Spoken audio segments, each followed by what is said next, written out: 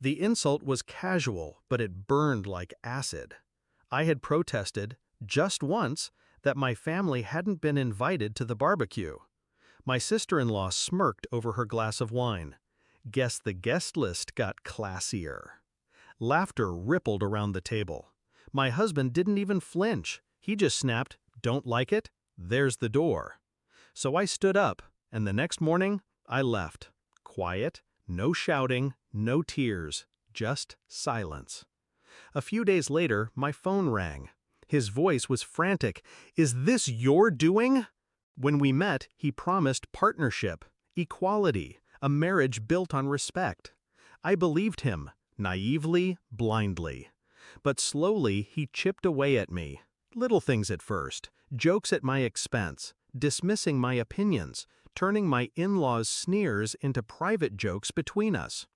I told myself it was stress, work, family pressure, excuses stacked like sandbags against a storm I didn't want to see. Until that barbecue. Until his words sealed the truth. I wasn't his partner. I was his punching bag, socially, emotionally, financially. And I wasn't going to be anymore. When I left, I didn't slam doors. I took my time. While he slept, I copied files from his laptop.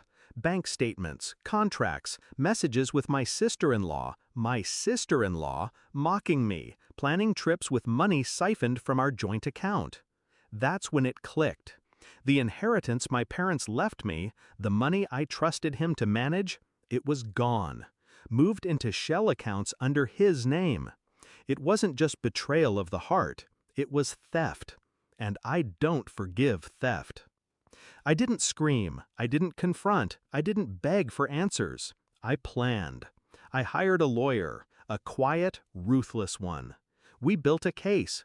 Every transfer, every hidden account, every message. A trail of digital fingerprints pointing to him. At the same time, I played the dutiful wife from a distance. Polite texts, empty pleasantries, enough to keep him blind. Because revenge is best served when the target doesn't see the knife until it's already inside. Step 1, freeze the accounts. I had proof the money was mine. One court order, and suddenly his fun money vanished. Step 2, the house. Legally, half of it was mine. My lawyer filed for an injunction. He couldn't sell, couldn't refinance, couldn't touch it without my signature.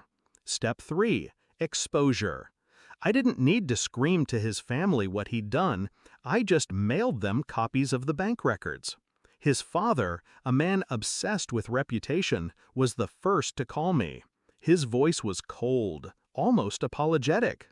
My husband's kingdom began to collapse piece by piece, and I didn't lift a finger. Not visibly.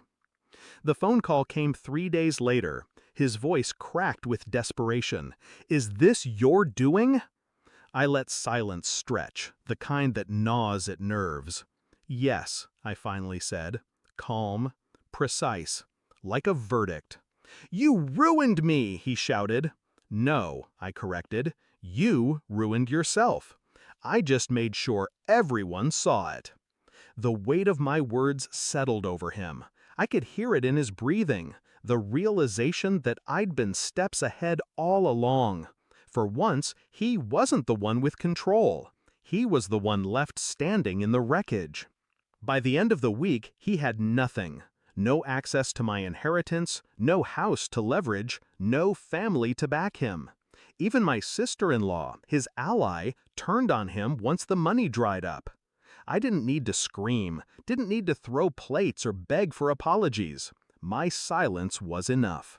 My planning was enough. They had laughed at me around that table, treated me like I was disposable. Now he knew the truth. I don't shout. I don't beg. I erase. So when he asked, "Is this your doing?" all I gave him was the truth. Yes, and I warned you, I always finish what I start. And then I hung up.